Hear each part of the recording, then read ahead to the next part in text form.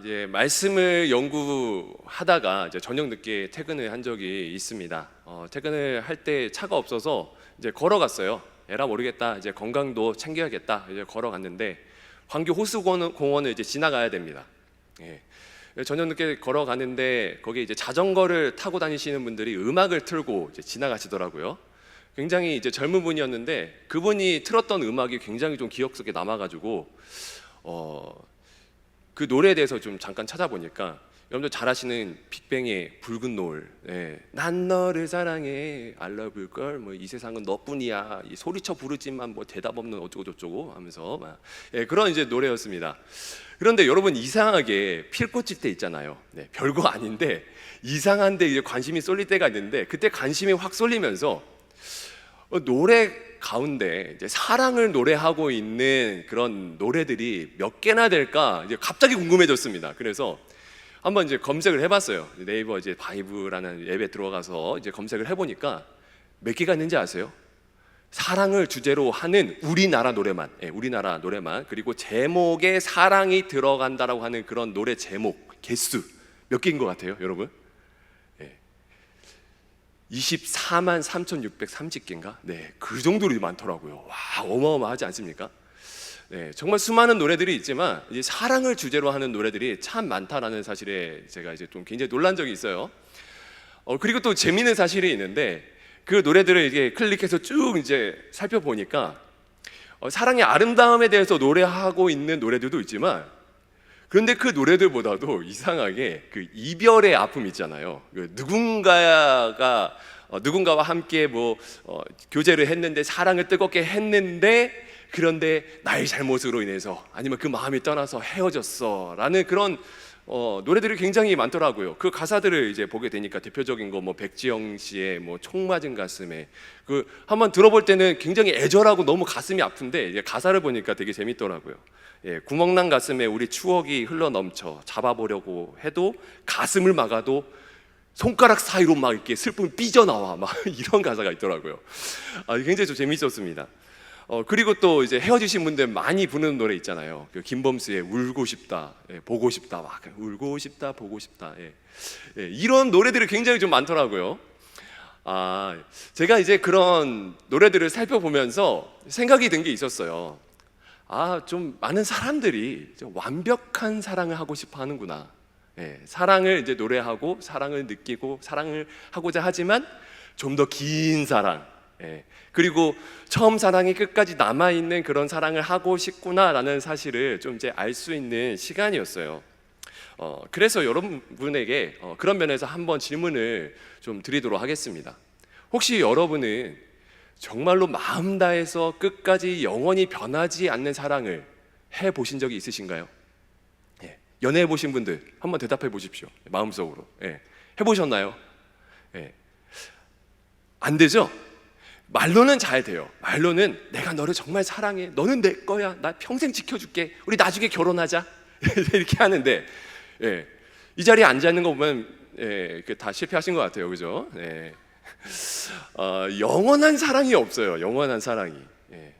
말로는 할 수 있는데 그렇게 쉽지 않은 것 같습니다. 그런데 어쨌든 이렇게 연인들이 헤어지는 이유가 뭔가요?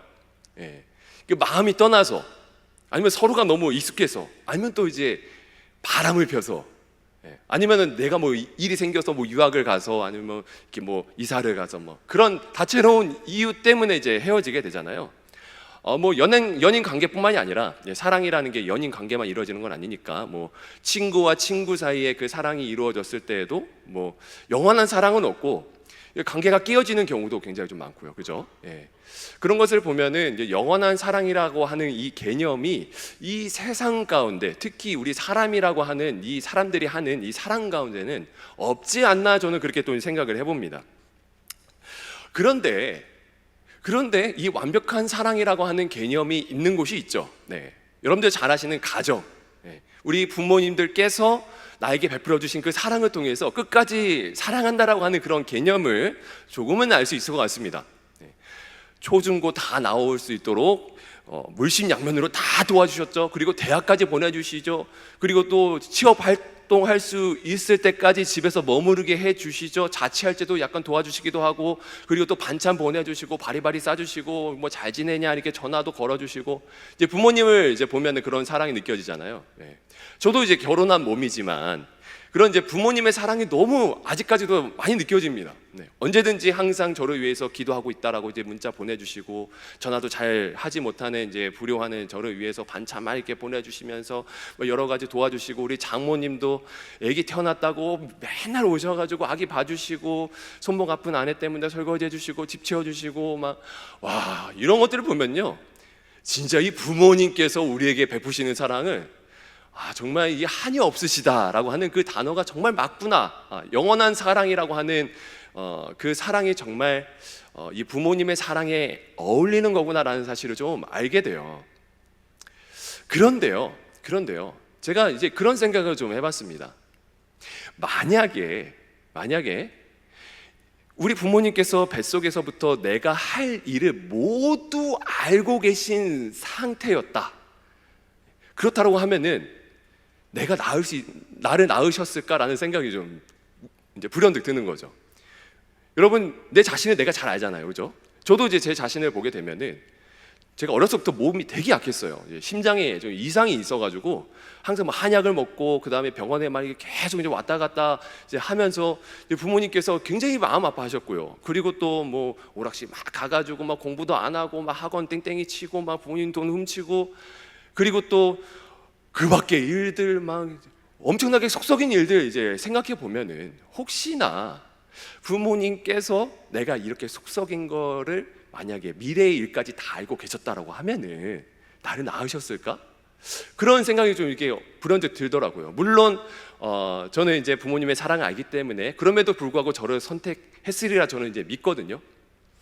그런데 이제 뉴스를 이제 또 보게 되면은 우리가 그런 것들 발견하게 되잖아요. 장애 후 그 자녀나 아니면 부모님을 이제 모시고 사시는 분들이 이렇게 모시고 살다가 이게 너무 이제 생활이 힘드니까, 그래서 이 세상을 달리하시는 그런 가슴 아픈 소식을 우리가 전해 듣지 않습니까? 그러니까 좀 이제 가족 간의 사랑이라 할지라도 우리는 부모님의 사랑을 통해서 그것을 약간은 경험을 할 수 있지만, 그럼에도 불구하고 완벽하게 이 세상 가운데 완전한 사랑을 다 경험할 수는 없다라는 사실을 우리가 좀 발견하게 되는 것 같습니다. 그런데 오늘 말씀에 이제 보게 되면은요, 이런 말도 안 되는 사랑을 하신 분이 나오는데요, 바로 예수님입니다. 우리 1절 말씀을 좀 함께 읽도록 하겠습니다. 1절 말씀 시작. 유월절 전에 예수께서 자기가 세상을 떠나 아버지께로 돌아가실 때가 이른 줄 아시고 세상에 있는 자기 사람들을 사랑하시되 끝까지 사랑하시니라. 아멘. 자, 예수님께서 이제 마지막 삶을 살아가시면서 이제 가지신 마음이 무엇이었느냐? 자기 사람들을 사랑하시는데 끝까지 사랑하시니라라고 이제 말씀을 하셨어요. 네. 아니, 예수님은 뭐 사랑이시니까 당연히 제자들을 사랑할 수 있지, 당연히 그런 거 아닌가? 그런데 여러분, 그 다음 구절들을 이제 보게 되면요, 되게 예수님의 사랑이 좀 특별하다라는 것을 우리가 알 수가 있는데요. 우리 2절 말씀 보도록 하겠습니다. 2절 말씀 다 함께 읽어볼까요? 시작. 마귀가 벌써 시몬의 아들 가룟 유다의 마음에 예수를 팔려는 생각을 넣었더라. 네. 안 나와도 알죠? 네, 가룟 유다가 예수님을 팔았다라는 그런 내용입니다. 자, 그리고 또 21절도 한번 보시기 바랍니다. 21절. 예수께서 이 말씀을 하시고 심령이 괴로워 증언하여 이르시되 내가 진실로 너희에게 이르노니 너희 중 하나가 나를 팔리라. 네. 그러니까 예수님은 가룟 유다가 자기를 팔 것을 알고 계셨어요. 그리고 또 예수님께서 베드로에게 하시는 말씀이 있는데요, 38절 말씀입니다. 다 함께 읽도록 하겠습니다. 시작. 예수께서 대답하시되 내가 나를 위하여 내 목숨을 버리겠느냐? 내가 진실로 내게 이르노니 닭 울기 전에 내가 3번 나를 부인하리라. 자, 이 말이 무슨 말이죠?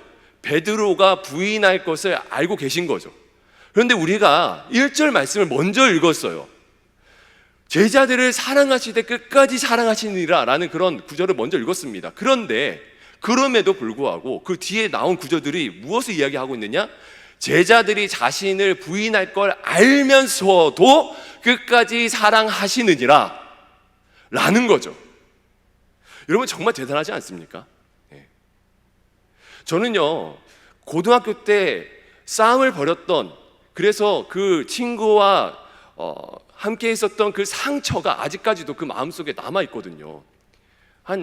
굉장히 질이 나쁜 친구였는데 자기 돈이 없어졌다고 제 친구들을 화장실로 끌고 가가지고 옷을 다 벗기고 돈을 뺏는 사건이 있었어요. 예. 그래가지고 제가 너무 열이 받아가지고, 저는 키가 크니까 가가지고 때렸습니다.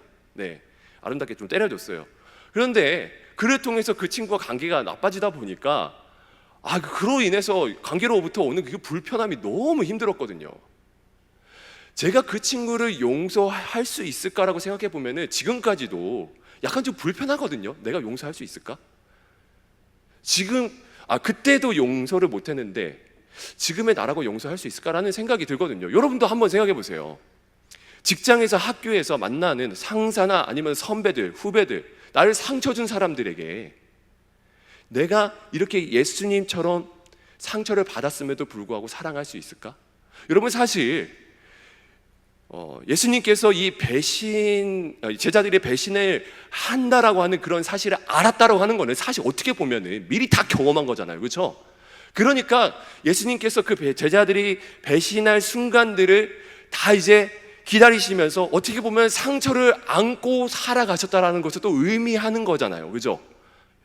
그런데도 불구하고 제자들이 배신할 걸 알면서도 끝까지 사랑하시느니라 라고 이야기를 하십니다. 여러분, 우리 주님께서는요, 마찬가지로 내가 미래에 지을 모든 죄들을 다 알고 계세요. 그죠? 그럼에도 불구하고 나를 사랑하셔서 구원해 주셨습니다. 내가 어떤 죄를 지을지 나는 모르는데, 심지어 어제 수련회를 이제 이청년부 기준으로 이제 마치고 나서 저는 들어가서 또 이제 아내랑 조금 투닥투닥 했거든요. 몸이 힘들다 보니까, 아내도 힘들고 나도 힘들다 보니까 이렇게 투닥투닥 하다가 정신 차려가지고 내일 설교인데 그러면 안 되지라고 하면서 이제 다시 이제 화해를 한 그런 사건이 있어요. 이 사람이란 사람들이 다 이래요. 유한한 존재라고 하는 겁니다. 다 죄를 짓고 살아요. 그런데 나조차도 내가 미래에 지을 죄를 모르는데 주님은 다 아시는데도 불구하고 나를 사랑하신대요. 그런데 그냥 사랑하는 것이 아니라 끝까지 사랑하시느니라 라고 이야기를 하고 계신다라고 하는 겁니다. 그래서 예수님께서 자신이 그 제자들을, 이 세상을 끝까지 사랑한다라고 하는 것을 보여주시기 위해서 하신 행동이 있어요. 그럼 뭔지 아세요? 오늘 말씀의 주제입니다. 세족식이에요. 세족식. 예. 에이, 뭐 발 씻겨주는 거야, 그냥 누구든지 할 수 있지 라고 생각할 수 있는데요, 세족식의 창시자가 예수님이시잖아요. 그죠?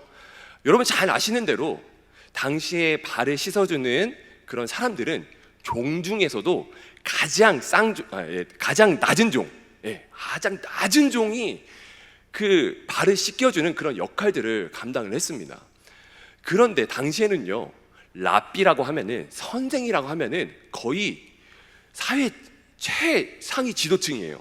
존경을 받고 사는 사람들이기 때문에 우리나라로 치면은 양반, 선비만 그런 사람들이라고 하는 겁니다. 그런데 그 랍비신 분이 당시에 이제 제자들은 거의 종 취급을 받았거든요. 예.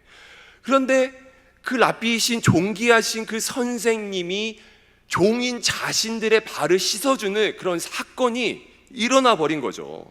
예. 사실 우리가 얼핏 보면은 그냥 이벤트성 아니야? 라고 생각할 수 있어요.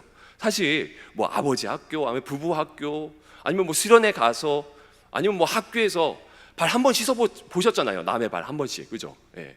굉장히 좀 감동스러워요. 그것을 경험했을 때는 너무 좋다, 너무 감사하다, 뭐 그런 느낌이 있는데 영원하지 않기 때문에 그 느낌이. 그런데 곧 우리가 잊어버리곤 하지만 예수님께서 하신 이 행위는 이벤트성이 아니라 정말 특별한 행위였다라고 하는 겁니다. 예. 여러분 상상해 보세요. 회사의 CEO가 아니면 자신의 상관이 느닷없이 와가지고 자신의 발을 씻어주신다. 알바하고 있는데 사장이 와가지고 갑자기 느닷없이 발을 씻어주신다. 이거는 상상도 할 수 없는 일이죠. 사회의 질서를 깨트리는 일을 예수님께서 지금 하고 계시는 거죠. 예수님께서 발을 이제 씻기기 시작하십니다. 네. 아마 팽팽한 긴장감이 맴돌았을 것 같아요. 예수님께서 왜 저러시지? 네. 그러자 그 긴장감을 깨고 나중에 발 씻을 차례가 이제 베드로에게 돌아오자 베드로가 예수님께 이렇게 이야기를 합니다. 6절 말씀에 혼란스러운 가운데 이런 말을 하는데요. 주여, 주께서 내 발을 씻으시나이까. 주여, 주께서 내 발을 씻으시나이까. 그러자 예수님께서 말씀하시죠. 7절, 내가 하는 것은 내가 지금을 알지 못하나 이후에는 알리라. 너가 지금 내가 하는 행동을 절대 이해하지 못해. 너는 이 세상에 속한 사람이기 때문에 지금은 결코 알 수 없어. 그러니까 지금 씻음 받는 이 행동을 그냥 받도록 해 라고 하시는 거죠. 그러자 베드로가 감히 하는 말이 있죠. 우리 8절 말씀인데요, 중요한 말씀입니다. 함께 읽도록 하겠습니다. 시작. 베드로가 이르되 내 발을 절대로 씻지 못하시리이다. 예수께서 대답하시되 내가 너를 씻어주지 아니하면 내가 나와 상관이 없느니라. 그렇게 말씀을 하시죠. 베드로가 이야기해요. 절대 씻어주지 마세요. 그런데 예수님께서 말씀하시는 거, 너가 지금 내가 발을 씻어주지 않으면은 나랑 관계가 없는 거야 사실상. 그런데 여러분 재밌지 않아요? 3년 동안 관계를 맺으셨거든요. 그런데 이 발을 씻지 않으면은 아무런 상관이 없다라고 이야기하시는 게 굉장히 좀 의미심장합니다. 이게 대체 뭔 시츄에이션일까요? 여러분 사실 이 베드로의 입장을 보면은 베드로의 입장이 더 이해가 되죠, 그죠? 누구라도 와서 내 발을 씻어준다고 하면은 부담스러울 거예요. 사회에 아무리 낮은 사람이 와도 내 발을 씻어준다고 하면은 굉장히 부담스러울 거라고요. 그런데 이제 베드로는 그러한 차원에서 부담스러워서 존경받는 선생이 발을 씻어주기 때문에 이렇게 완강히 거절을 한 것이 아닙니다. 우리는 단순히 베드로가 그냥 부끄러워서 그냥 존경심이 있는 선생이 와서 그냥 발을 씻어주는 거라고 생각을 하지만 그게 아니에요. 그럼 무엇이냐? 여러분, 이 세족식 전에 일어난 사건이 있는데 저번 주에 우리 뭐 했죠? 예배 시간에? 성찬식 했죠? 기억나시죠? 안 까먹으셨죠? 우리 성찬식 했었습니다. 그런데 성찬식 왜 하죠? 예수 그리스도의 십자가의 죽으심을 기억하고 그리고 또 그 기념한 것에 대해서 우리가 그 삶을 살아내기 위해서, 그리고 또 그 은혜에 감사하기 위해서 우리가 성찬식을 하잖아요. 예수님께서 제자들을 마지막 만찬 이제 불러 모아놓고 막 떡을 떼시고 잔을 주시면서 이제 난 곧 죽을 거야, 나를 기념하라 분명히 말씀하셨거든요. 그런데 그 뒤에 또 한 사건이 일어나요. 세족식 전에 어떤 사건이 일어나느냐? 누가복음 22장에 보게 되면요, 제자들이 성찬식을 마치고 나서 바로 누가 더 크냐 싸움질을 하기 시작합니다. 곧 예수님께서 이제 왕자에 오르실 건데 마지막이라고 이야기하시는데 이제 마지막 때가 왔나 보다, 이제 자신들이 꿈꾸는 유토피아가 오겠구나 라는 그런 생각이 너무 좋아가지고 이제 새로운 세상, 그러면 이 새로운 세상 가운데 왕이신 예수님이 등극을 하니까 그 주변 사람인 우리는 어떠한 위치에서 이 나라를 섬길까, 누가 더 높은 자리에서 섬길까, 이 논쟁이 벌어지고 있는 거죠. 그러니까 이 권력욕에 대한 이 투쟁이 그 성찬 자리에서 지금 벌어지고 있는 거예요. 사실 여러분 되게 재밌는 게요, 마태복음 18장, 20장에도요 똑같은 장면이 나옵니다. 똑같은 장면.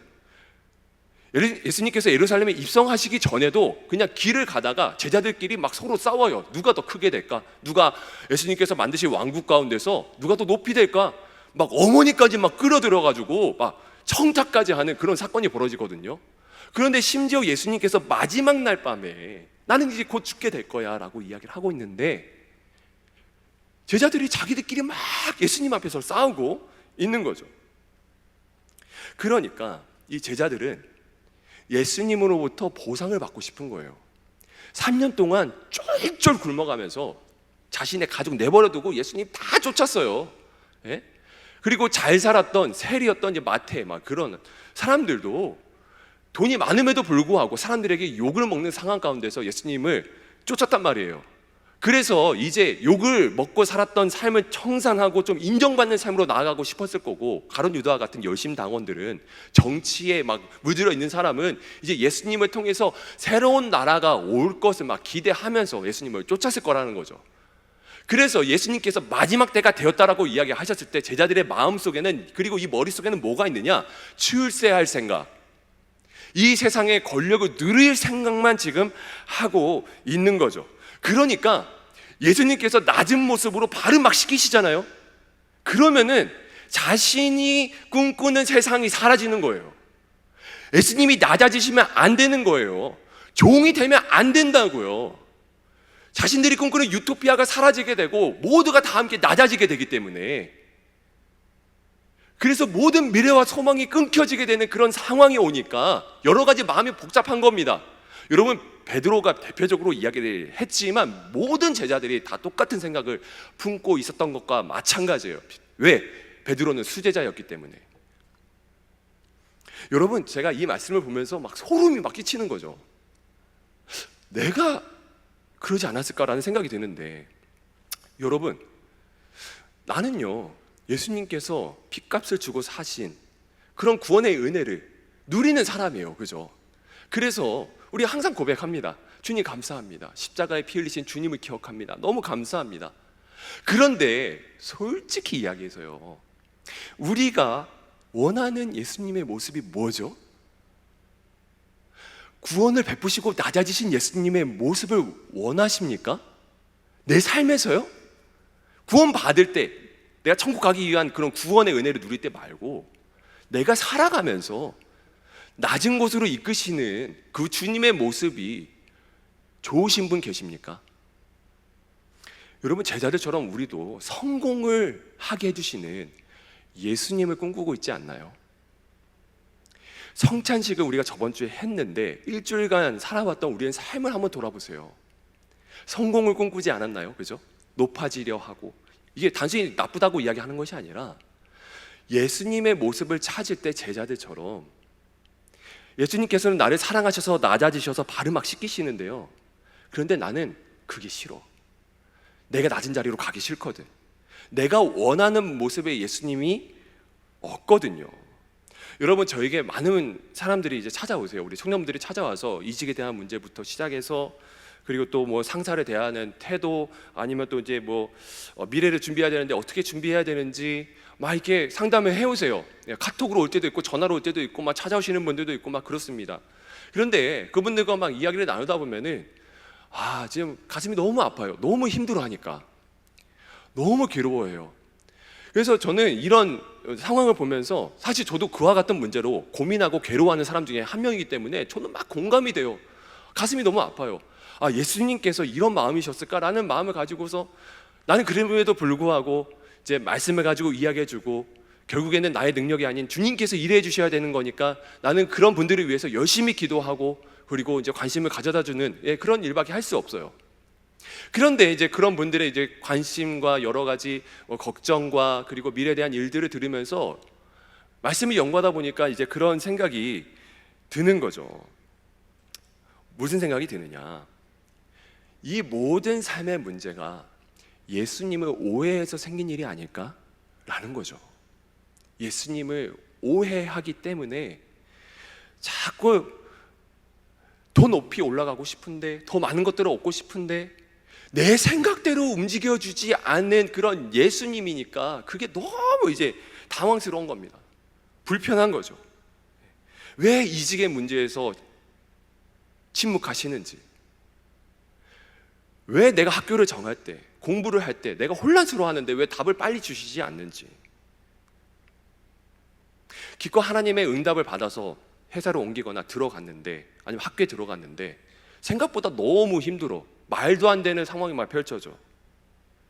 그러면 이제 막 하나님이라는 분에 대해서 너무 이제 마음이 힘들어지는 겁니다. 그리고 여러분 또 보세요. 국가적인 위기가 막 찾아올 때 있잖아요. 국가적인 위기. 지금 위기 아닙니까? 거의.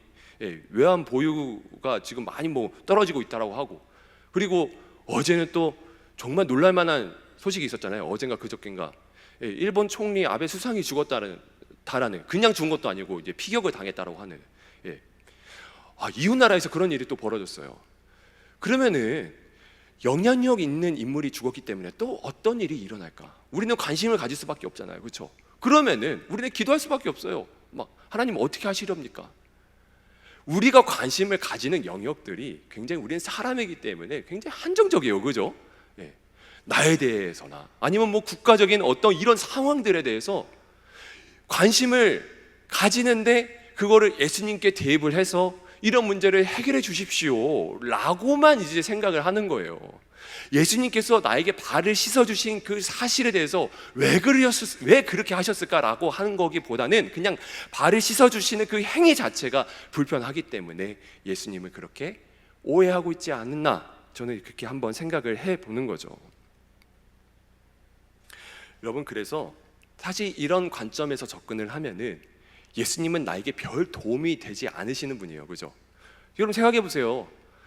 여러분 기도한 것 중에 여러분들이 원하는 대로 기도 응답이 된 적이 몇 번이나 있으세요? 저는 솔직히 이야기할게요. 내 뜻대로 된 거 10손가락 안에 꼽아요. 정말로. 대학에 가고 교회 옮기는 거 막, 사역지 옮기는 거 막 이런 거 제외하고는 진짜 없어. 그런 문제. 결혼도 있구나. 큰일 날 뻔했네. 결혼도 있어요. 하나님의 뜻이라 발견하고 확신을 얻고 그렇게 결혼을 했어요. 그런데 그 외의 일들은 짜잘짜잘한 문제들은 정말 내 뜻대로 된 게 하나도 없거든요. 그러면은 사실 그런 관점에서 보면은 예수님은 나에게 필요 없는 분이에요. 그죠? 그래서 제자들이 어떻게 합니까? 나중에 예수님께서 십자가에 못 박혀 죽으시자마자 어떤 행동을 하죠? 다 떠나죠. 예수님은 나의 소원을 들어줄 수 없는 분이라 생각하니까 허탈해하면서 3년 동안 완전히 헛고생했구나. 우리도 그러지 않나요? 예수님께서 나에게 빠른 응답을 주시지 않을 때, 도와주지 않는다고 생각했을 때 내가 지금까지 헛고생했나? 지금까지 내가 오랫동안 기도해 왔던 건 뭐지? 그런 생각을 가지지 않습니까? 그래서 우리도 제자들과 같이 이렇게 이야기하는 겁니다. 사실상 주님, 왜 제 발을 씻으십니까? 왜 씻으십니까? 주님의 하실 영역이 아닌데, 주님은 여기 있어서는 안 되는데 왜 내 발을 씻어주십니까? 여러분, 그런데 우리 주님께서는 단순히 우리의 아픔과 그리고 우리의 어려움들을 해결하기 위해서 이 땅에 오신 것이 아니죠. 어떻게 보면 맞는데 정말 그건 작은 의미죠. 그렇죠? 우리는 예수님께서 왜 오셨는지 알고 있습니다. 예수님께서는 제자들이 오해하지 않기를 원했지만 오해하는 모습들을 이제 보시면서 계속 말씀을 이어나가십니다. 뭐라고 이야기하셨을까? 자, 8절 말씀 다시 한번 읽도록 하겠습니다. 8절 말씀 시작. 내가 너를 씻어주지 아니하면 내가 나와 상관이 없느니라. 자, 이게 무슨 말일까? 여러분, 예로부터 유대인 사회는요, 손님을 굉장히 환대하는 그런 문화가 있었습니다. 우리나라도 이제 손님 오신다고 하면은 바리바리 뭐 만들고 그리고 방 깨끗이 치우고 막 뭐 선물 같은 거 준비하기도 하고 막 그러잖아요. 근데 유대인 사회는 더했어요. 손님이 오시고 그리고 맞아 드린다라고 하는 거는 내 가족으로 초청을 하는 거예요. 나의 가족과 같이. 그래서 한 것이 무엇이냐? 손님의 발을 씻겨주는 거예요. 종을 통해서. 깨끗한 상태로 우리 집에 들어와서 함께 누리는 그런 이제 가족으로서의 초청을 이제 하는 거죠. 여러분, 그런데 재밌는 것은요, 누가복음 7장에 보게 되면은 예수님께서 시몬이라고 하는 사람의 집에 들어가시거든요.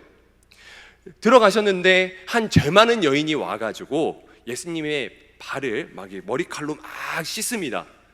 그러자 그 시몬이 뭐라고 이야기를 하냐면요, 예수님을 향해서 저 여자가 죄 많은 사람인 줄 알았다라고 하면은 당신이 진짜 선지자인지 아닌지 알 수가 있다. 막 그렇게 이야기를 해요. 그러니까 예수님을 초청할 때부터 뭔가 좀 의도가 있는 거죠. 예수님께서 그런 시몬을 향해서 하신 말씀이 있거든요. 누가복음 7장 44절의 말씀인데요. 그 여자를 돌아보시며 시몬에게 이르시되 이 여자를 보느냐? 내가 내 집에 들어올 때는 너는 내게 발 씻을 물도 주지 아니하였으되 이 여자는 눈물로 내 발을 적시고 그 머리털로 닦았으며. 이 말이 무슨 말이죠? 시몬이라고 하는 그 바리새인이 예수님을 초청하는데 완전히 싸그리 무시하면서 초청을 한 거예요. 발을 안 씻겨줬다라고 하는 거는 가족으로 초대를 한 것이 아니라 그 시대에 율법과 문화를 완전히 무시하고 예수님을 하대하기 위해서 이제 모셔온 거죠. 그러니까 그 당시의 문화상을 우리가 생각해 봤을 때에 예수님께서 발을 몸소 씻기신 것은요, 제자들을 어떻게 하신 거죠? 가족으로 초대를 하신 거죠. 자신의 가족으로. 제자들을 예수님의 집에 초대하셔서 그분이 주인이신데 그분이 직접 종이 되셔서 그분 제자들의 발을 씻겨주신 거예요. 그래서 그 가족을 만들어서 어떻게 하시느냐? 교회를 세우시죠. 교회를. 예. 그 가족을 만듦을 통해서 하나님의 나라를 만들어 가시려 교회를 세우시는 거예요.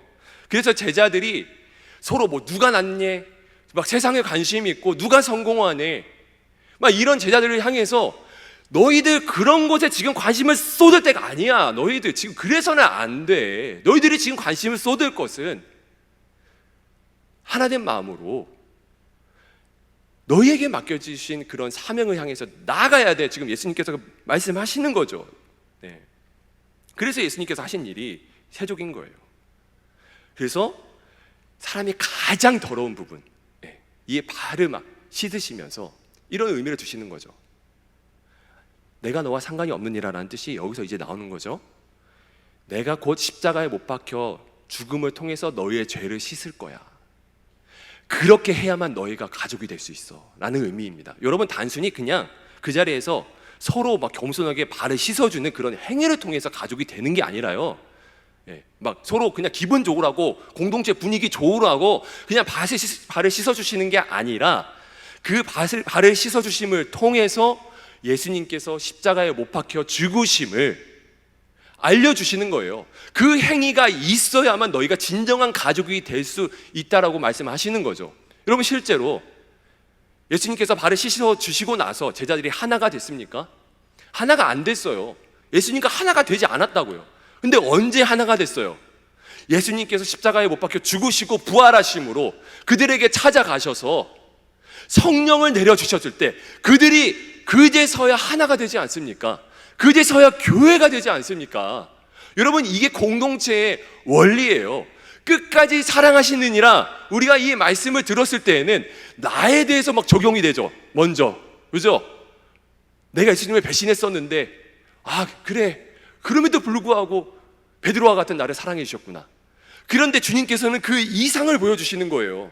발 씻음을 통해서 결국 개개인의 재씻음이 하나의 공동체를 이룰 수 있는 그런 능력이 된다라고 하는 것을 우리에게 알려주시는 겁니다. 그분은 그래서 이사야 1장 18절의 말씀을 빌어서 주홍빛과 같은 우리의 죄를 흰눈같이 희게 하여 주셨습니다. 얼마나 감사하지 않을 수 없겠습니까? 그죠? 그분은 끝까지 사랑하셨습니다. 그냥 서로 씻겨야 하나가 되는 것이 아니라 예수 그리스도가 있어야 하나가 되는 거예요. 그리고 그분께서 먼저 그것을 시작하셨을 때 나중에 비로소 제자들이 사도행전을 통해서 교회를 세워나가며 서로의 발을 씻겨주기 시작하는 것입니다. 여러분, 그래서 이 세족식은요, 죄 씻음의 의미 플러스에서 결국에는 교회를 만들어 나가는 선교 명령이에요. 선교 명령. 주님의 말씀을 들고 나가서 교회를 세우고 서로의 발을 씻기면서 예수 그리스도의 가르침을 전하도록 하여라. 제자들에게 내리는 사역 명령입니다. 단순히 끝까지 사랑하시느니라 감성적인 내용이 아니라 하나님의 깊으신 뜻이 있음을 우리 모두가 명심했으면 좋겠습니다. 여러분, 그래서 우리가 생각해야 될 게 있는데요, 바로 우리는 이미 하나이다라는 겁니다. 이미 하나. 여러분, 예배소서 4장 3절 말씀에 이런 말씀이 있어요. 평안에 매는 줄로 성령이 하나 되게 하신 것을 힘써 지키라. 이 말씀에서 뭐라고 이야기하죠? 우리 이미 하나라는 거예요. 그래서 하나 되게 해 주십시오. 이렇게 우리가 이제 간구하는 거는 반은 맞고 반은 틀린 거예요. 예수 그리스도를 믿는 사람들은 이미 가족인 거예요. 우리 모두가 함께. 우리가 서로 뭐 안면식도 없고 그냥 서로 잘 모르지만 그럼에도 불구하고 천국의 나라의 예수 그리스도의 가족으로 함께 살아가는 사람들이라고 하는 거죠. 여러분, 그래서 이 말씀을 보면서 우리는 우리 교회의 모습을, 그리고 이 한국교회를 먼저 돌아봐야 됩니다. 여러분, 제가 이제 10년 동안 이제 청년 사역을 계속 하다 보니까 아직도 잘은 모르겠지만 그런 모습들이 보여요. 어떤 모습들이 보이느냐? 1청년부, 2청년부, 3청년부, 4청년부 뭐 이런 청년부 이렇게 단계가 있잖아요. 자기 공동체만 알아. 너무 분명히 가족인데, 그런데 이 공동체의 유익을 위해서 서로 너무 이렇게 선을 그어놓고서 개토화시키는 거예요. 그래서 어떤 청년부를 이제 보게 되면요, 한 교회 안에 청년부인데 너무 색깔이 달라. 다 본문 말씀도 다르고, 그리고 뭔가 이제 행사를 하게 될 때도 항상 잡음이 있어. 뭔가 왜 그렇게 될까요? 다른 공동체라고 생각을 하니까 그런 거예요. 여러분, 그런데 사실상 초대교회에서 예배를 드렸을 때 이렇게 공동체가 다 나눠졌어요? 나눠지지 않았어요. 여러분, 개척교회 가면 이렇게 나눠져서 예배를 드리는 개척교회 보셨습니까? 없어요. 그냥 다 같이 와서 예배를 드리는 거예요. 여러분, 1700년도에 주일학교가 이제 미국에서 처음 만들어지기 시작하면서 효과적으로 더 교육을 하기 위해서 이 제도가 세워진 거예요. 그냥 나이, 뭐 여러분들 성별, 문화, 그거에 맞춰서 우리가 지금 나눠놓기는 했었지만, 그런데 정말 중요한 사실은 우리가 예수 그리스도의 안에서 하나이기 때문에 다른 공동체에 있더라도 서로 사랑함으로 서로의 공동체를 위해서 기도해주며 응원해주고 중보해주고 나아가야 한다는 이 귀한 사실이 이상하게 굉장히 특히 큰 교회 청년부 안에서 없어지려 하는 그런 모습들이 조금은 있습니다. 그래서 돌아봐야 됩니다. 우리 1청년부 선교 가거든요. 그러면 1청년부 말의 일이 아니에요. 2청년부도 이 2청년부가 가는 선교를 위해서 보내는 선교사로서 진짜 미친 듯이 기도를 해줘야 됩니다. 그리고 마찬가지로 어제 수련을 마쳤는데 1청년부도 그럼 어떻게 했어야 했느냐? 물론 하셨지만 기도를 열심히 해주는 거예요. 우리 선배, 우리 형제 자매님들께서 믿음으로 하나 되어서 워크 위드 지저스, 주님과 함께 한 길을 걸을 수 있도록 도와주십시오. 그렇게 하는 거죠. 그러면 청년부끼리만 그러느냐? 아니죠. 우리 장년들 있잖아요. 우리 미래준비팀이 있잖아요. 여러분, 그래서 우리 예배 보면요, 우리 공동체 교회 안에 일어나는 모든 소식들이 다 있어요. 우리 청년부만의 소식이 있는 것이 아니라 다 내보냅니다. 우리와 별로 관계가 없는 소식이 왜 대체 저렇게 내보내는 거지? 의아해 하시는 분이 있는데, 우리는요 교회 안에서 하나이기 때문에 그렇게 서로에게 관심을 갖고 베풀어주고 기도를 해주기 위해서 그렇게 주보를 통해서 모든 소식을 내보내는 거라고요. 그렇게 되면은 여러분, 어제 작년대 선교 다녀오셨거든요. 근데 잘 모르셨죠? 우리가 이 장년들이 선교를 갈 때도 열심히 기도를 해줘야 돼요. 그래서 다음 달에 이제 해외 랜선 선교 있거든요. 이 랜선 선교는요, 전 성도들이 함께 하는 거예요. 우리 청년부도. 그런데 우리 청년부 지원을 많이 안 하셨대요. 물론 이제 여러분들이 관심이 뭐 없거나 그런 것이 아니라 바쁘셔서 뭐 여러 가지 이유가 있어서 그렇거니 저는 생각을 하지만, 여러분, 그래서 한 교회 안에서 이루어지는 사역들에 대해서 우리는 이미 하나이기 때문에 관심을 가지고 함께 발맞춰 나아가야 하는 그런 겸손함이 우리에게 있어야 됩니다. 그래서 너무 따로따로라고 이제 생각하지 마시고 우리가 하나라는 생각을 좀 많이 가지셨으면 좋겠고요. 그것을 넘어서 이제 교회와 교회가, 우리나라가 좀 이게 개교회주의가 너무 심하거든요. 그래서 각 이제 뭐 담임 목사님들이 함께 모이셔서 이것을 타파하려고 노력을 많이 하시는데, 그래서 우리 이인호 목사님도 복음과 상황이라고 하는 어떤 그런 선교단체를 만드셔서 그래서 교회끼리 연합을 하고 그리고 개척교회를 계속 세워나가면서 어떻게든 개교회 중심적으로 움직이려고 하는 이런 문화들을 깨트려버리고 같이 움직이려 하는 그런 연합의 물결들을 계속 이제 만들어 가고 있거든요. 굉장히 바람직한 일입니다. 물론 아직 갈 길이 많이 멀기는 하지만 우리 성도들도 함께 이런 생각을 가지고 있어야 돼요. 저쪽 교회 너무 좋네, 여기 교회 너무 안 좋네. 여러분, 이거 의미 없습니다. 서로 그냥 우리 가족을 욕하는 거예요. 그렇게 되면요. 여러분, 공적 신앙이 단순하게 우리 교회 안에서만 펼쳐지는 것이 아니라 한국 교회 안에서 함께 펼쳐져야 되고, 결국에는 전 세계 열방, 그 열방을 품고 나아가는 것이 우리 청년들이 해야 될 가장 중요한 믿음의 훈련이라고 생각을 합니다. 그래서 힘이 닿는 데까지 여러분 단기 선교 같은 거 부지런히 가셔야 됩니다. 애 낳고 갈 시간 별로 없어요. 애 낳고 그 다음에 막 직장 다니면서 막 돌볼 시간 거의 없습니다. 내 신앙 막 챙기기도 바쁘거든. 그런데 이때 훈련이 되지 않으면 나중에 신앙이 와르르 무너집니다. 하나라는 생각 다 잊어버리고 그냥 내 신앙만 자꾸 챙기는 거예요, 이 제자들처럼. 그런 모습을 갖지 않기 위해서 우리는 어떻게 해야 되느냐? 다시 한번 예수 그리스도의 십자가의 은혜로 돌아가야죠. 주님 낮아지지 마십시오라고 이야기를 하는 것이 아니라 내가 주님과 같이 낮아질 수 있도록 도와주십시오. 그래서 내가 십자가를 생각합니다. 그래서 다시 한번 복음으로 돌아간다는 말이 바로 그런 의미인 거예요. 그래서 14절 15절의 말씀에 우리 주님께서 이렇게 말씀하시죠. 우리 한 목소리로 읽도록 하겠습니다. 이제 거의 맞춰가거든요. 시작. 내가 주와 또는 선생이 되어 너희 발을 씻었으니 너희도 서로 발을 씻어주는 것이 옳으니라. 내가 너희에게 행한 것 같이 너희도 행하게 하려 본을 보였노라. 아멘. 네. 주님께서 먼저 시작을 하셨기 때문에 우리도 이제 같이 해야 합니다. 네. 주님의 은혜가 우리에게 있기 때문에 우리는 할 수 있는 거죠. 그래서 여러분, 세족식의 의미는 무엇이냐? 다시 한번 말씀드립니다. 가족을 만들어 가는 것이고 그 가족을 통해서 교회를 만들고 결국엔 하나님의 나라를 만들어 가는 겁니다. 너무나 중요한 의미 아니겠습니까? 그죠? 네, 그래서 주님께서 오늘 말씀하십니다. 내가 더 높아지려고 하는 그런 마음을 다 내려놓아라. 너의 성공만 꿈꾸지 말고 함께 주님 안에서 성공할 수 있는 공동체 의식을 가지라 라고 우리에게 말씀하고 계신다라는 것을 꼭 기억하시기 바랍니다. 말씀을 정리하도록 하겠습니다. 네, 여러분, 오늘 말씀은요 사실상 이청년부 수련의 마지막 이제 종결 말씀입니다. 네, 예수님과 길을 걷는다라는 주제로 우리가 그 말씀을 쭉 진행해 왔는데 결국 이 방점은 그거예요. 예수님과의 동행은 함께 가족 하나를 이루어서 결국 성교로 나간다라고 하는 이 귀한 가르침을 가지고서 이 수련회가 이제 마치게 되는 것 같습니다. 예, 그래서 여러분 그 뒤에 예수님께서 또 하신 말씀이 있거든요. 요한복음 13장 34절의 말씀인데요. 너무 중요한 말씀이니까 우리 마지막으로 한 번 더 읽도록 하겠습니다. 시작. 새 계명을 너희에게 주노니 서로 사랑하라.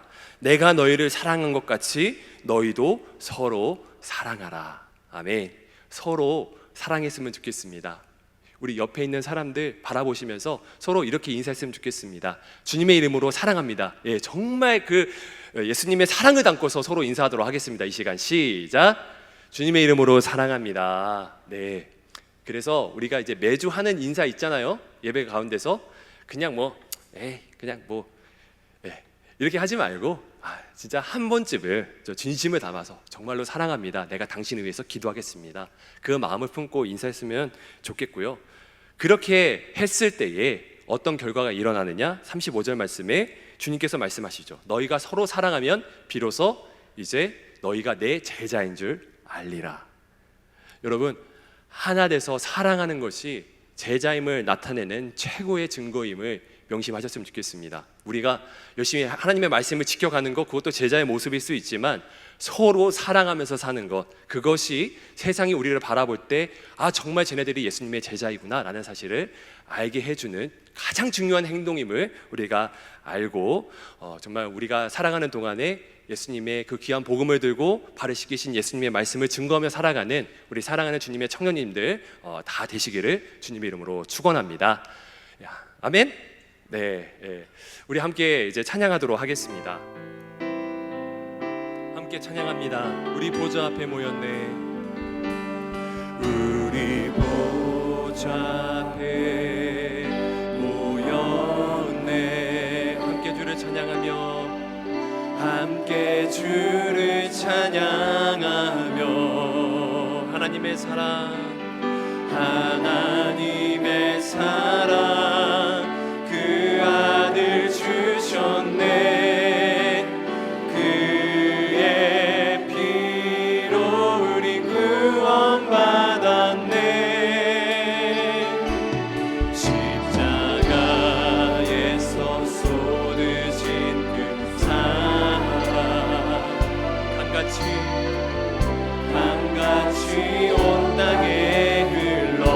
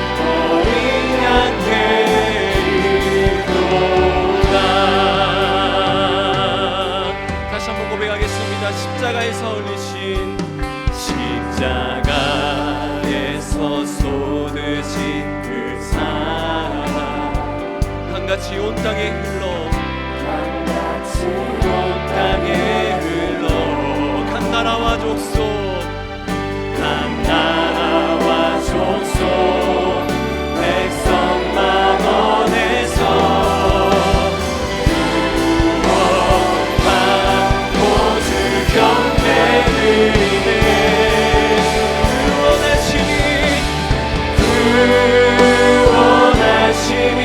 보좌에 앉으신 우리 하나님과 어린 양께 있도다 구원하심이 보좌에 앉으신 우리 하나님과 어린 양께 다시 한번 고백하겠습니다. 구원하심이 보좌에 앉으신 구원하심이 보좌에 앉으신 우리 하나님과 어린 양께 있도다 구원하심이 보좌에 앉으신 우리 하나님과 어린 양께 있도다 어린 양께